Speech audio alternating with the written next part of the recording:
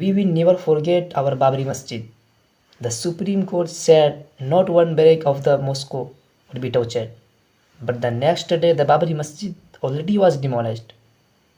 Can you not believe? How is it possible? And then 6th December in 1992 the Babri Masjid was demolished. How is it possible? जब जब history की chapters को open किया जाएगा तब तब 6 दिसंबर को ब्लैक डे यानी काले दिन के तौर पर इसको मनाया जाएगा, क्योंकि हिस्टोरी की चैप्टर्स को अगर खोला जाएगा तो एक राइटर्स ये भी लिखेगा अपनी किताब, अपनी बुक में, इस तरह एक डेमोक्रेटिक कंट्री में हिस्टोरिकल एंड रिलीजियस प्लेस को धीरे धीरे करके कब्ज़े में ले लिया. मैं मिसाल देता हूँ, ज़रा हम तारीख़ पर नज़र डालते हैं. हम तमाम जानते हैं कि बाबरी मस्जिद को ज़हीरुद्दीन मोहम्मद बाबर के आदेश पर, उसकी ऑर्डर पर उनके सिपह सालार मीर बाक़ी ने इस बाबरी मस्जिद को कायम किया था. बाबरी मस्जिद को 1528 और 29 के करीब में इस्टेब्लिशमेंट किया था मुग़ल के दौरे हुकूमत में.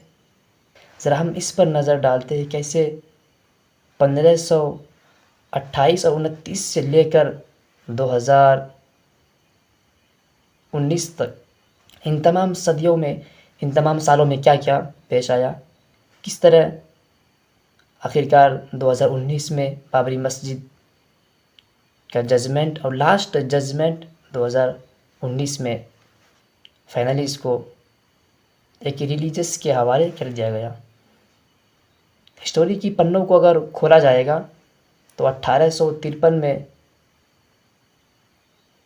हिंदू कम्युनिटीज़ के लोगों ने बाबरी मस्जिद की जगहों पर बाबरी मस्जिद को राम जन्मभूमि यानी राम की पैदाइश गाह बताई, क्योंकि 1853 उस समय अंग्रेज़ों की हुकूमत थी तो कुछ हुआ नहीं. जब ये मुल्क अंग्रेज़ों की ग़ुलामी से आज़ाद हुआ, आज़ाद होने के 2 साल बाद 1949 में 22 और 23 तारीख़ के दरमियान इंतहा पसंद हिंदुओं ने बाबरी मस्जिद के अंदर मूर्तियाँ रखवा दी गई, मूर्तियों को रखा गया. याद रहे कि बाबरी मस्जिद 1528 से लेकर 9 दिसंबर 1949 तक उसमें नमाज होती रही. 9 दिसंबर 1949 तक उस बाबरी मस्जिद में नमाज होती रही. उसके बाद 22 और 23 दिसंबर 1949 में यानी आज़ादी के 2 साल बाद इंतहा पसंद हिंदुओं ने उस बाबरी मस्जिद में मूर्तियों को रख दिया गया. उसके बाद बाबरी मस्जिद में मुसलमानों की नो एंट्री भी कर दी गई, नमाज़ पढ़ने पर बैन कर दिया गया. एक तरफ जहाँ मुसलमान 1528 से लेकर 9 दिसंबर 1949 तक इस मस्जिद में नमाज पढ़ती रही बाजमात, क्या पेश आ गया, क्या दूसरा एक्सीडेंट 1986 में जब बाबरी मस्जिद में राम की पूजा करने के लिए उसको परमिशन दे दिया गया, बाबरी मस्जिद को खोल दिया गया. हैरत की बात है ना, सोचने की बात है, बग़ैर जजमेंट का. एक तरफ 9 दिसंबर 1949 तक बाबरी मस्जिद में नमाज होती रही, फिर 22 और 23 दिसंबर 1949 से मुसलमानों के लिए बैन और दूसरों के लिए ओपन कर दिया गया, और दूसरी कम्युनिटीज़ के लिए बग़ैर जजमेंट का ओपन कर दिया गया. सुप्रीम कोर्ट ने कहा कि इलीगल है. सवाल लीगल और इलीगल का नहीं है, सवाल तो ये है कि मुसलमान बाबरी मस्जिद में 400-500 साल तक उस मस्जिद में नमाज बाजमात के साथ होती रही, मुसलमान पढ़ते रहे. 1946 में फिर उसको परमिशन भी दे दी गई. उसके बाद क्या हुआ, 1992 यानी 6 दिसंबर 1992 में بابری مسجد کو ڈیمولش کر دیا گیا، منہدم کر دیا گیا، اس کو گرا دیا گیا. یہ بھی انلیگل تھا، سپریم کورٹ نے اس کو بھی انلیگل کہا. مگر سوال پھر وہی لیگل اور انلیگل کا نہیں ہے، سوال یہ ہے کہ پھر ایک طرفہ کیوں گرایا کیوں؟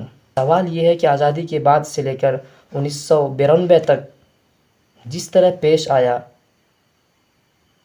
مورتیوں کو رکھوایا، پرمیشن دی گئی، بابری مسجد کو گرا دیا گیا. سوال تو یہ ہے جب ججمنٹ نہیں آیا سپریم کورٹ کا تو پھر کون لوگ ہے جس نے مورتیوں کو رکھا، پھر بابری مسجد کو شہید کر دیا گیا؟ یعنی تمام چیزیں ہونے کے بعد تب جا کر 9 نومبر 2019 میں اس کا فیصلہ آیا. سپریم کورٹ کا جو آخری ججمنٹ ہے 2019 میں، اس میں صاف طور پر لکھا گیا کہ جس طریقے سے بابری مسجد کے اندر مورتیاں رکھی گئی یہ بالکل انلیگل تھا،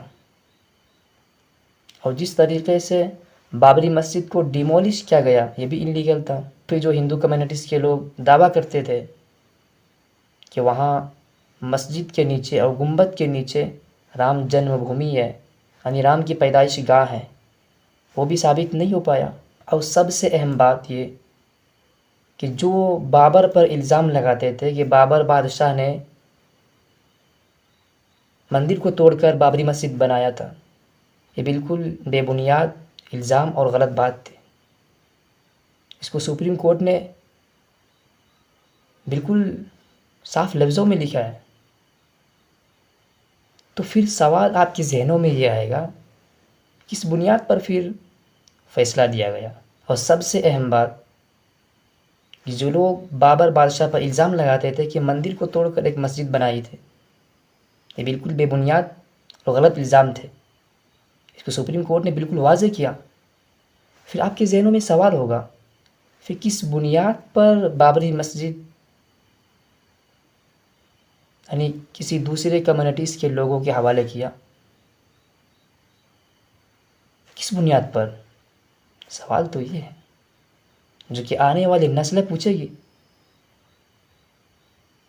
بنیاد صرف ایک ہی، فیتھ کی بنیاد پر، عقیدے کی بنیاد پر ججمنٹ دیا گیا، فیصلہ سنایا گیا. صرف عقیدے کی بنیاد پر ثبوت نہیں ملا. مگر سب سے امپورٹنٹ بات یہ ہے کہ جو صبح سے لے کے شام تک یہ چلاتے ہیں کہ مسلمان کانسٹیٹیوشن پر بھروسہ نہیں کرتے، تو یاد رکھیے مسلمان وہ ہے کہ جنہوں نے اس ملک کی امن و سکون کو باقی رکھنے کے لیے، زندہ رکھنے کے لیے انہوں نے اپنے بابری مسجد کو کھو دیا. آپ بولیں کیسے؟ فار ایگزامپل آپ نے بغیر سپریم کورٹ کا ججمنٹ آئے آپ نے اس کے اندر مورتی کیسے رکھی؟ آپ کو پرمیشن کیسے مل گیا بغیر ججمنٹ کا؟ بغیر ججمنٹ کا آپ نے کیسے بابری مسجد کو ڈیمولش کیا؟ سوال تو یہ ہے جب فیصلہ نہیں آیا تھا، ایک طرف مسلمانوں کی نماز پر پابندی لگا دی گئی، اور دوسری طرف آپ کی تمام کے تمام کام کی شروعات کر دی گئی، مورتیاں رکھوا دی گئی، تالا کھلوا دیا گیا، پرمیشن مل گئی، اس کے بعد اپنے شہید کر دیا گیا. یقیناً جاننے والے اور سمجھنے والے جانتے ہیں جو تاریخ کو پڑھتے ہیں کہ کیسے ایک ڈیموکریٹک کنٹری میں آزادی سے لے کر اب تک کا سب سے بڑا گھٹنا، ایکسیڈنٹ سمجھیے ان کو، بلکہ تاریخ لکھنے والے بابری مسجد کی تاریخ کو پین کی روشنائی سے نہیں بلکہ خون کی رنگوں سے اس کو لکھا جائے گا. کس طرح قتل عام، فسادات ہوئے نہ جانے کتنے ملک بھر میں، مگر خیر مسلمانوں نے بالکل ایکسیپٹ کیا کہ 1991 کا جو پلیسز آف ورشپ ایکٹ ہے کہ بابری مسجد کے علاوہ تمام مساجد، مکاتب، درگاہیں، یعنی آزادی کے بعد جو مسجد جس کنڈیشن میں ہے، یعنی جو بھی دھارمک یا ریلیجیس پلیس سمجھ لیجیے جس کنڈیشن میں ہے اسی کنڈیشن میں اس کو رکھا جائے گا. اس کو ٹچ نہیں کریں گے، اس کو چینج نہیں کر سکتے آپ. مگر آج ہم تمام مسلمان دیکھ رہے ہیں۔ اس کا مطلب وہ ایکٹ 1991 کا پلیسز آف ورشپ ایکٹ یہ صرف بابری مسجد کو ہڑپنے کے لیے بنایا گیا تھا کہ مسلمان خوش ہو جائیں گے۔ مسلمان تو امن و سکون کی باتیں کرتے ہیں، اس کا مطلب مسلمان غلط فہمی میں پڑے تھے، جس کا نتیجہ آج دیکھ رہے ہیں کس طرح آج خواجہ معین الدین چشتی درگاہ یعنی اجمیر پہنچ گئے، گیا نواپی مسجد وارانسی کا شاہی مسجد، شاہی عیدگاہ، اس کے بعد سنبھل کی جامع مسجد پہنچ گیا، اور نہ جانے کہاں کہاں تک یہ لوگ پہنچیں گے، نہ جانے ان کے لسٹ کب ختم ہوں گے۔